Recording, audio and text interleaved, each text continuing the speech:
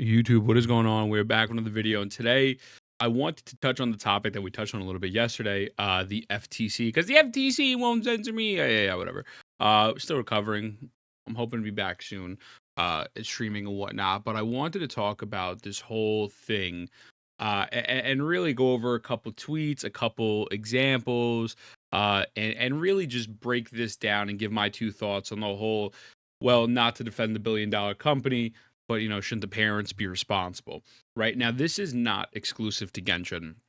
I think this is very clear, and here's my problem with all of this. And I also want to make something very clear, right? Super cool with Pokey, super cool with Doro.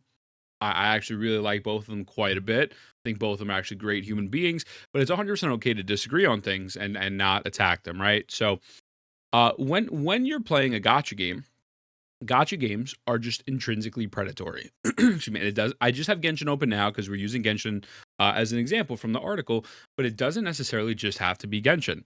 I mean, in order for you to play the game at an optimal rate, you need to pull characters, right? And in order for you to pull characters, you have to spend primo gems. You either get primo gems through grinding from endless and endless hours of just playing the game and no lifing it, or you just go to the shop and you buy it, right? Um, it is legal gambling.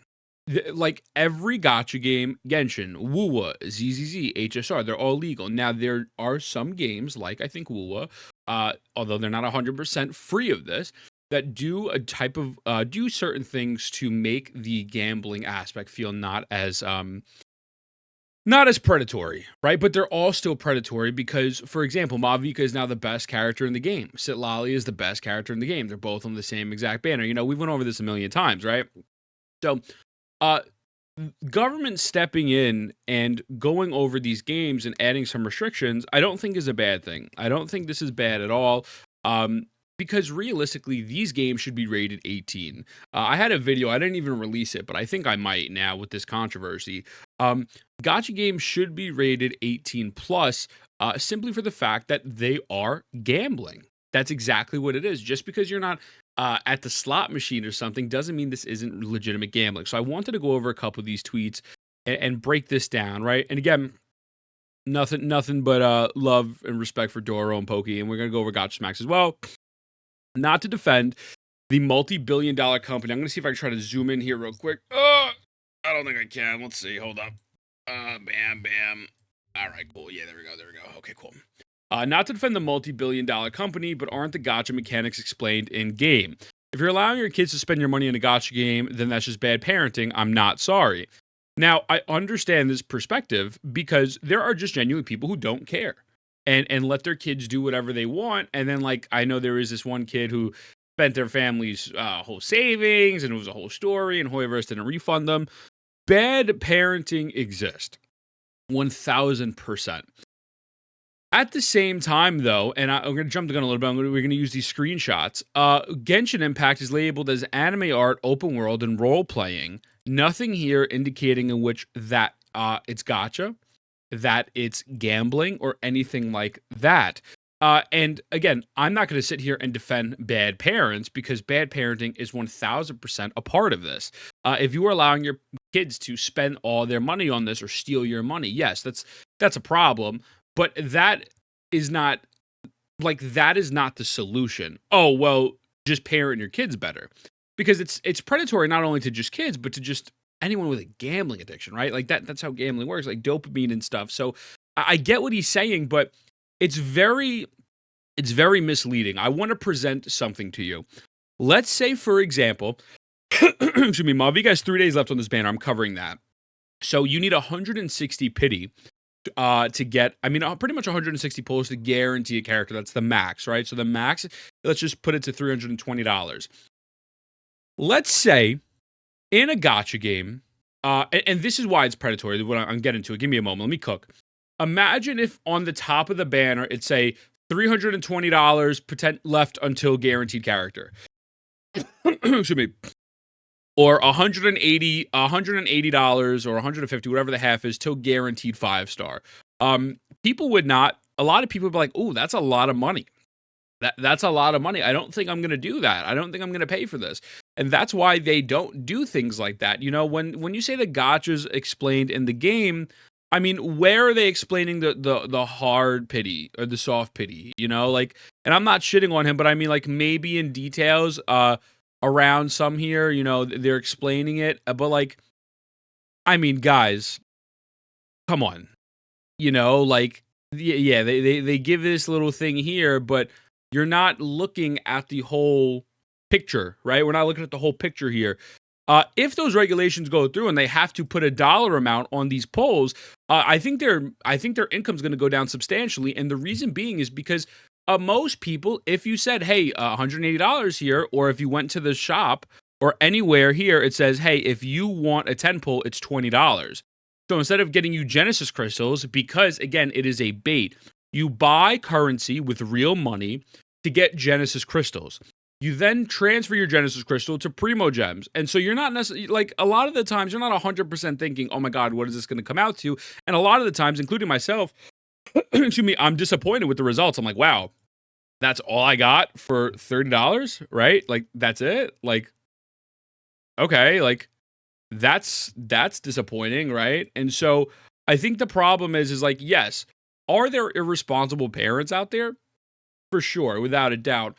But to pretend that this shouldn't be regulated, and I'm not saying necessarily Doro saying that, but I feel like we're placing too much blame on the consumer here, because this problem wouldn't be available to the consumers if the developers did not exist. I want to make that very clear. So that's why I go hard on these gacha predatory things, because it's real. And now again, I like Pokey, but you know, when Pokey said something similar to the people that are shitting on Doro, it's not a matter of whether the parents are aware that these are gacha games, but how the hell are their kids getting access to your credit cards? I'm not gonna lie, it's very easy. Very easy. Just go and swipe your mom's credit card when she's sleeping. It's not that big deal. If my mom found out I swiped her card when I'm 12, I'd be beaten beyond recognition. Listen, you could swipe your mom's credit card and maybe she won't know about it until she wants to go use it at a store or something. Like, I mean, like, it's like, these aren't like the most outlandish ideas. And again, I 1000% agree. There are people who are greedy and stupid, right? Let's use that terminology. And also just bad parenting.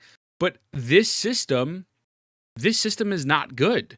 And it's enticed, and it looks less predatory. Like, if a parent looks at this, they're like, oh, okay, well, whatever. Like at first glance, nobody's gonna really look at bat an eye, right? But then you look a little bit more. It's like, wait a second, you just did a pull and you didn't get the character, and then like you realize, oh fuck, this is gambling. This is gambling, right? And so I want to transition over to Gacha Smack's tweet, because I think Gacha Smack perfectly encapsulates this really well. Because again, the games are not marketed like gacha games, right? So here's my take. The average 35 plus parent in the world has no earthly clue what a gacha game even is. 1000%. 1000%. It's not even funny. The games also hide their gacha in their descriptions, as we saw right there. They don't even disclose a single loot in any of their advertising, nor do they mention price points. The typical mom or dad is going to examine that it's a 12-year-old rating game and examine the description as well as cartoon visuals and go, this seems fine. This is their whole predatory practice. This is exactly what they do. And again, imagine if you had a big fat sticker saying $180 till a 5-star, $80 for 50 pull. You know what I'm saying? Like, they don't do that specifically so it doesn't come off like a shitty mobile game. Everyone remembers back in the day, you would play a mobile game and you would always get those fucking pop-ups, buy this, buy this, buy this, buy this, buy this. And those games never really did well because they were upfront about it. And now you have gacha games that aren't upfront about it and they do amazing, right? It's pretty simple stuff. So this is deceptive and intentionally. Someone just followed me while I'm recording. I appreciate you, brother. I'll see you in the YouTube video. Thank you, thank you, thank you. This is deceptive. Thank you so much, Zadenzo. This is deceptive and intentional by the companies because no parents have no earthly fucking clue about mobile games, because most players don't play games, period. Or most parents don't play games, period, or understand the industry the way we do.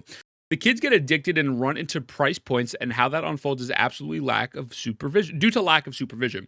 Regardless, these companies need to disclose in their marketing and promotions that they are in fact gacha games and contain gambling elements, which falls on lack of regulation from government. Parents would see it in the description and say, no shot my kid's playing.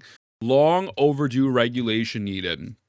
Absolutely 100% true, and that is the point. Again, nothing about this screams gacha gambling. Nothing about this at all. And again, even when you launch the game and you look at the game, I got one arm, you got to bear with me, but like nothing is really screaming gambling. But then when you take a closer look at the wishing system and how the mechanics work, it's like, holy shit, like this is gambling. Guys, stop. There's times when certain things about the companies, you could be like, nah, they did something right here. Stop fucking defending this. Stop it. Why? Why are we defending this? That is a question that I don't know if we have an answer to. I don't know. But again, I understood the power creep, maybe putting that on the consumer a little bit, because again, you can be greedy and stupid and want every character and then complain and just rage quit. You're just fucking dumb, right? You went into a gambling game expecting to get everything. The problem, even with both of those, power creep is like the only way that the consumer could be smarter, or like the problem is being inflicted on the consumer, is by the company. It's very simple. That being said, let me know what you think. I love you. I'll see you in the next one. Mwah.